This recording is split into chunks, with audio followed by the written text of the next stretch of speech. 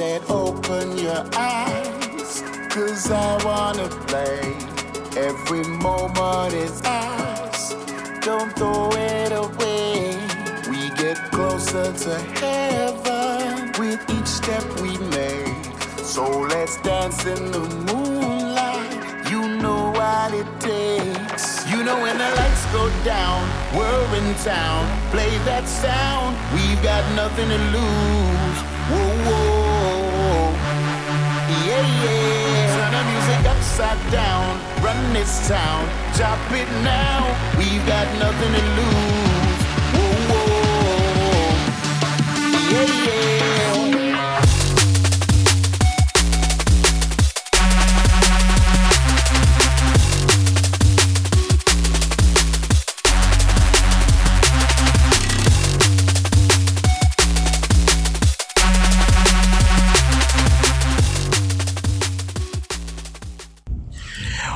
What's up, everybody? This is your boy El Conquistador, drumandbassproper.com. We are here at the timeless 16-year anniversary show in the green room with the one and the only Document One, or at least one of two. One of two. So, where is your partner? Was he not able to travel? No, he is. He's probably putting his feet up somewhere in the UK right now, having the time of his life, having a beer. No, I'm joking. He's back home. He's been taking care of a lot of the UK and European shows that we've been doing over the past couple of weeks while I've been over the North America sort of side of things, doing that sort of thing. So. Is that a benefit of being a duo, being able to split up like that? Yeah, absolutely. Yeah, definitely. It's really cool having. There's many benefits of having a two-piece or more, depending on how many members you have. But I mean, obviously, making music together is great because you can bounce off each other.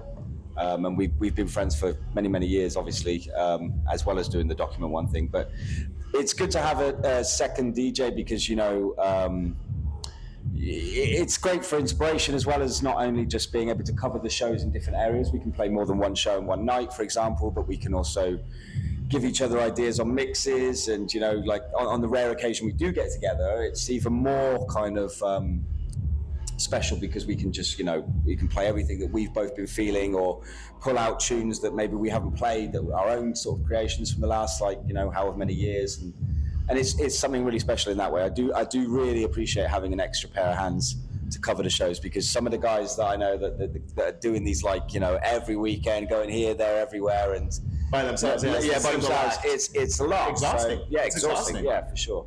I mean, especially the traveling internationally, sitting on a plane for 8 bloody hours. You know, it takes it out of you. Yeah, it sure does. Yeah. That's cool. Do you and Joe live in the same city? We do, yes. It's Oxford, England. Cool. We've both been there like pretty much our whole lives. We've both lived in different spots for periods, but something about the city just keeps always bringing you back home. Yeah, and you know, we've both got families there now, and it's funny because you know, I don't know about you, but like, whenever you go places, it really hits home about what you love about your own city. Yes. Sometimes you can go, well, you know, actually, I didn't appreciate that enough, or you know what, it's a really special place to be. It's a great creative place.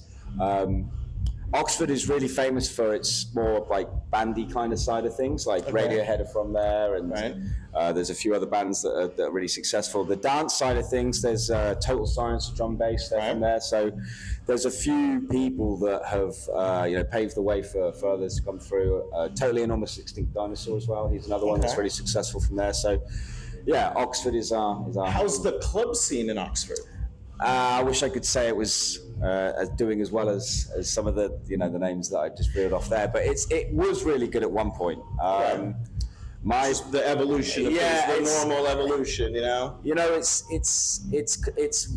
getting to a point now where it's like there's two types of clubs, I'd say, in Oxford. There's an underground club, which is doing events like today, which is amazing, and you'll get a whole array of different types of sounds that will come through there, from house nights to garage nights to drum and bass nights to any of that stuff, and you'll get live music as well. So it's a nice mixed genre across the board. And then you have the bigger scale venue, which is the more touring venue. So the bands that are bigger but are coming through on a circuit, and they're just, you know, they're just there for that kind of thing. So whereas before you'd have a lot of a lot of venues, independent like venues. So they might be pubs by day, and then they'll turn into some kind of venue at night, or they might just underground club. And so it's like it depends, where you were going at what time, and they were really big on it, but.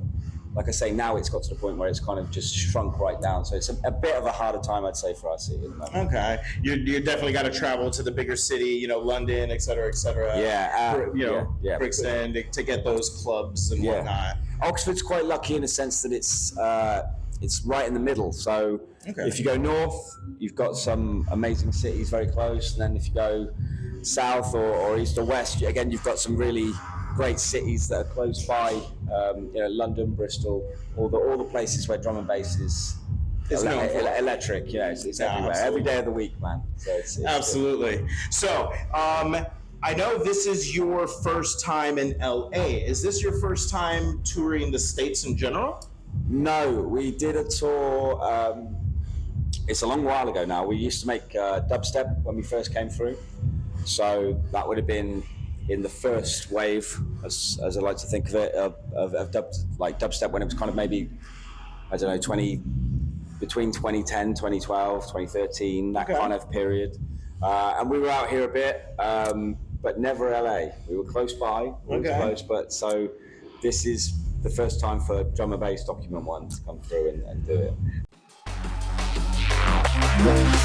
Nothing we can lose. I got pockets full of notes, money we can use. So just take your pick and get anything you choose. Cause tonight we won't be it. Help me light the fuse. Something's going on. I can feel the temperature, ringing the alarm. Bring it in, release the jump. We ain't keeping calm, cause we came to burn it up. Hit it and we're on. When the lights go down, we're in town. Play that sound. We've got nothing to lose.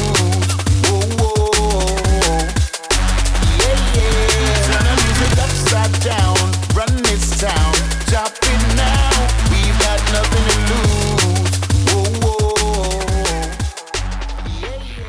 What other cities can everyone catch you in during this tour over here in the States? Well, this is sad. So this is only a short run. This is the last show. This is the last show. Last show because basically it was a Canadian tour that we just tagged this on. Okay. As it just right time, right place, all that kind of stuff. But we're back out here. I think potentially we're going to be back here for a run of dates that are being talked about in July, and we're definitely out here for some festivals end of the summer and into September. So festival season. Yeah. So then you're going to have a lot of shows more so out in Europe coming up this summer. Yes, we do indeed. Yeah. So where can people catch you in and around Europe this summer so far? Where can they catch us? So let me just try and think now. So we are playing. We've got a show coming up in Ibiza. We're playing in Switzerland as well. Switzerland. We're back out at Canada as well. We're doing some stuff there. We're doing various shows in the UK, as well as we're doing a tour in Australia and New Zealand. I was just about to ask that. So is that going to be your first one all the way down there? No, we've been many times. We're very, very blessed to have been again just caught up with the right gangs that seem to be. I hear it's a vibe down there. Yeah, it's very cool, very cool. I mean, it's funny because it used to be about Australia, and then I hear New Zealand was the tag on, not to sound like in a bad way. Like right, it was like what you're saying. It was always the Aussie guys that came first. Like they would come with the offers, and then they would have some contact. And then when COVID happened, it flipped on its head. And because New Zealand was the primary place that was still open, so everywhere in the world shut down, New Zealand was just fucking like they were just going for it. It became the new home of drum and bass, which was incredible.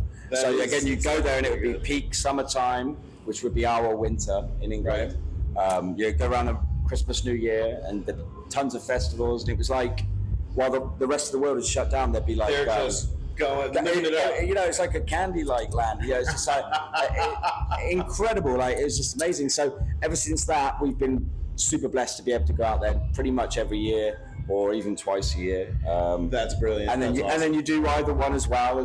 So like you can, because they're so close. And when you're on that side of the world and you've travelled, 26 hours or whatever it is to get there, you're obviously going to do the other one. You're not going to just go all the way back. No. That would just be a huge waste. No, so we're playing a couple of shows in Australia and some shows in New Zealand as well. And then it's, like I say, it's just various spots over Europe and the UK. That's pretty cool. So it's everywhere, I think, at the moment, really. It's everywhere. We'll be back. It's a beautiful thing.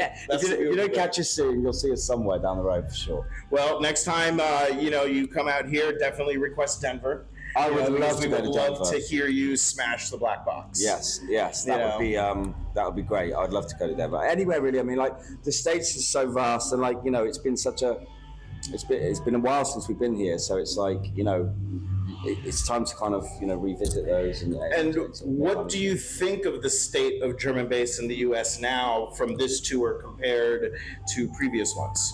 Wow, I can only go off of really what my buddies have been saying, my drum bass buddies, and what you see online and everything. It looks, and what I hear even from talking from the promoters tonight, like it's like it's actually having a moment. Yes, which is just amazing. It's about fucking time is what it is. It feels like it is, because for many years it's like, oh, it's happening, and it's like, hey, is it actually? It was always right there. It was always right there. And now it actually is. So it's pretty awesome. No, I mean, I'll agree with you. Traveling around and seeing a lot of the stuff, it is time for drum and bass in this country. We're moving on to the main room of a lot of the bigger clubs where normally, you're stuck in the basement. Because that's kind of how it's always been here. But I want to say over the past 18 to 24 months, if not a little more, it's been flipped. And now you're finding drum and bass in the big room, and they're pushing everybody else, down into the basement now, which is brilliant in my opinion. I mean, it's about time, that we get to see that happen here. And being it's good to see it on the festivals as well. Yes. So like things like EDC next week, it's like the lineup is, a lot of the guys are like right up there now. So So it's just great. Like, I mean, even the side parties. So one of the larger crews here in the U.S. is called Preload. And it's with Fury, and he is out of Denver, but he is now throwing shows all across the U.S. He is doing one on Wednesday, an EDC pre-party show where he's got Delta Heavy, he's got Airglow. I mean, the list just kind of goes on, and it's like a pool party at like this big motel that's got like this huge outdoor pool space. So where that would not have been possible a few years ago, I wouldn't be surprised if people start fighting to get into this party. Which is a very refreshing change. That sounds awesome. It is. But it's you're right. It's incredible to see things like that happening, because it's like you said, finally. It feels like it's having a moment. It is. And dubstep was a big, in my opinion, was the big push that made drum and bass, kind of come up to that forefront. I really think if it wasn't for that younger generation that loves their dubstep, and promoters putting drum and bass in there, even if it was just sprinkled, I think was a big part. I'm sure it was. I mean, dubstep was such a big moment. It still is here, believe it or not. Well, no, it was. And I remember, like, it was radically... for how big it was here, it kind of just stopped in Europe and England. Did it? Like it didn't like grind to a complete halt, but it went underground.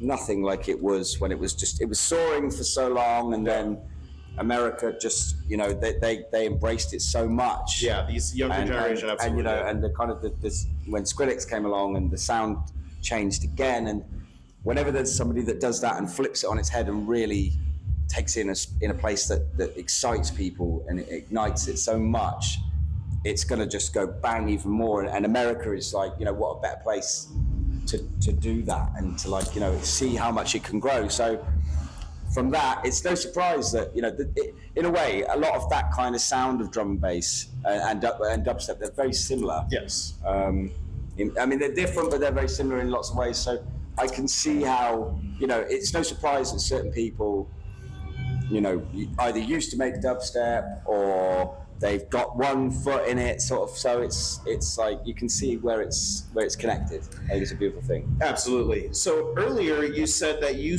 guys started as dubstep. Did you do anything before that, or has it basically been dubstep and then the move over to drum and bass, or have you guys produced things like house and techno, et cetera, et cetera? We did. So it was dubstep to begin with, and it was like, well, I think when we first began, we just weren't good enough to make drum and bass because it's hard. It's hard. Everybody that we used to listen to, we couldn't get it close to it. So we were just like, how are they doing it? And then at that time, it was right place, right time with the dubstep thing. The early days of dubstep when it was sort of Scream and Banger and Digital Mystics and the very deep sort of thing, and like the heaviest that it got was like Rusko or something like that, right. Which even old school Rusko wasn't that heavy, but it was comparative to some others. Compared to where it's at now or whatever. But it's like, we just got on that train and we were totally on it. We loved it.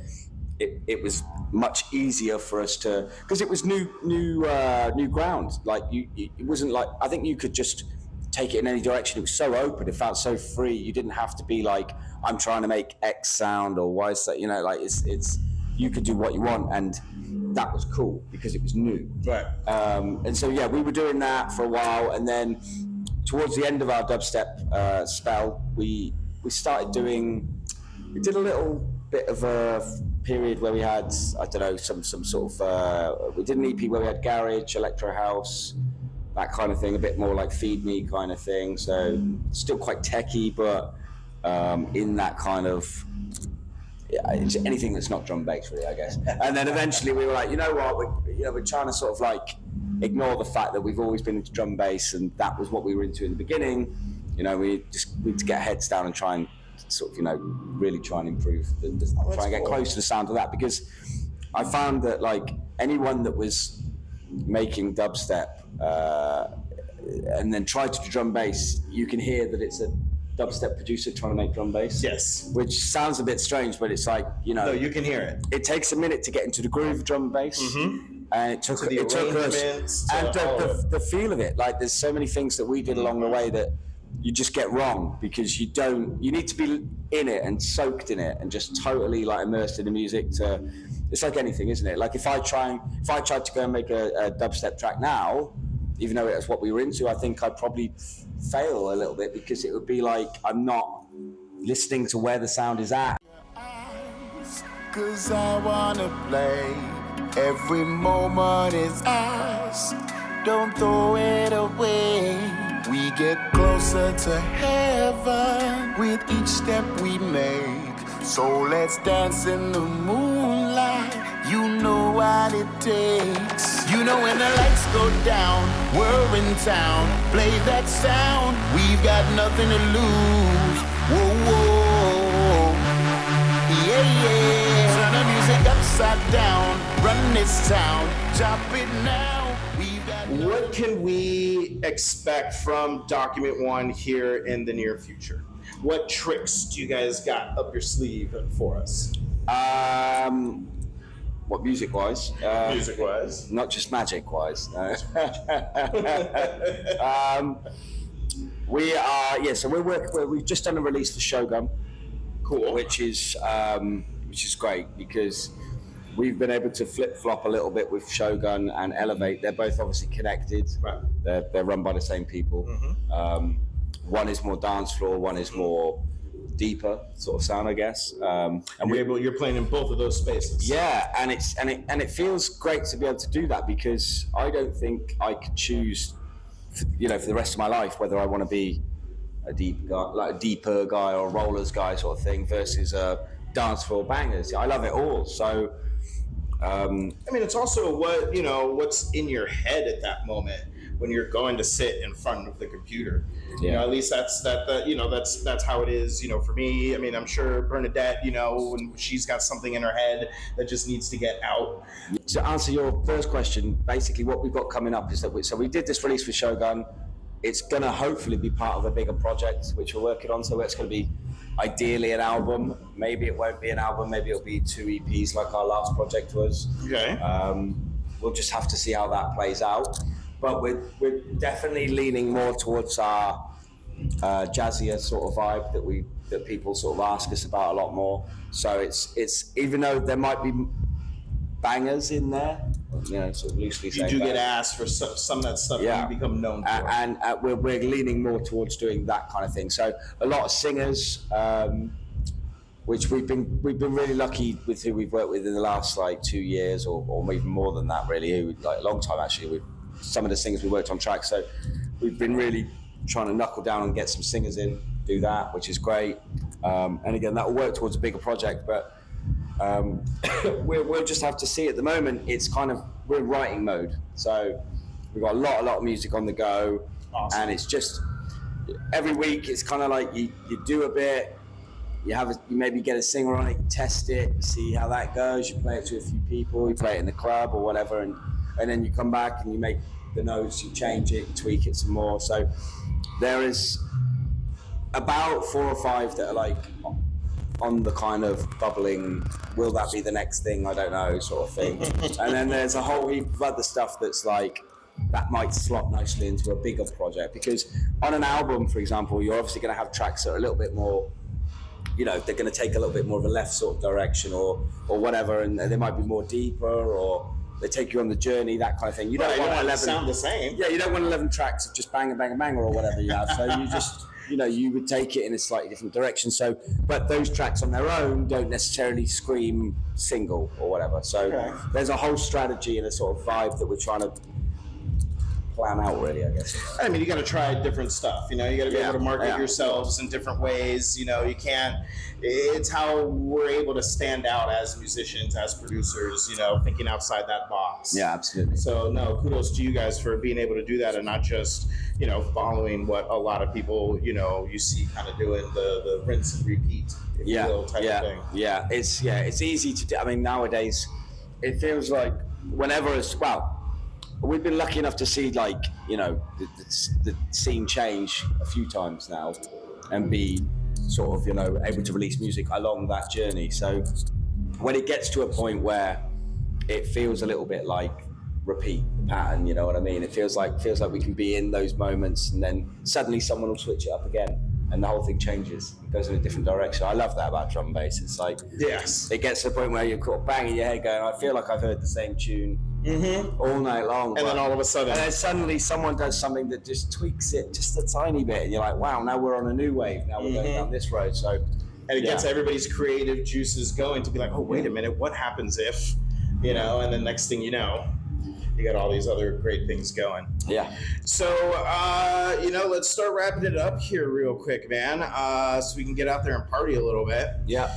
Let's, there's one question that I have been asking everybody. Right. Is there a sound system over the years that stands out that you would love to just go and smash again? Yes. Where? What, again, or is it one? So you have one that you haven't smashed yet that you totally want to?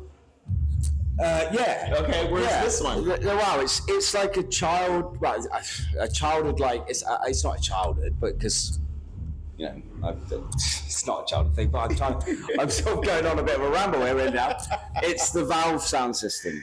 I heard it came back. It's come back with a vengeance. Yeah, it's like it's doing I think it's doing 2 nights maybe in London at the moment, or maybe it's definitely doing 1 night this weekend. It's monstrous. It's obnoxious as well, and it's like, and in a great way, in a really and it's like it's the first one. When I'm saying like a childhood thing, I don't mean like I was going to raves when I was like 9 years old. I mean like from the early days when I first got into raving, it was the sound system. Like there wasn't that many that did that kind of thing. No, they bring it in, they bring the trucks in. I mean, we even heard about that thing over here in the 90s. I think he actually brought it over, maybe to Canada, I think maybe. I thought he brought it over here, and I thought it was only to a select few spots. I very well could be wrong, but I'm pretty sure it hit New York City. Maybe, but it's like unbelievable. And like, if I could play that, that'd be a dream come true. But I feel like even if you could play it, it would probably just be like the hardest gig in the world to do, because just rumble, just constant around you. Do you know what I mean? Absolutely. I used to think, like, I don't even know how people can, like, use, you know, like, you watch Andy C back in the day or something on his turntables, you think, like, how's the turntable not even just like flying off into the crowd? How's like, that needle? Yeah, do you know what I mean? It's I like, know exactly what you mean. I've been to worse gigs, and like, you know, far worse gigs, and they're going all over the place. And you're thinking,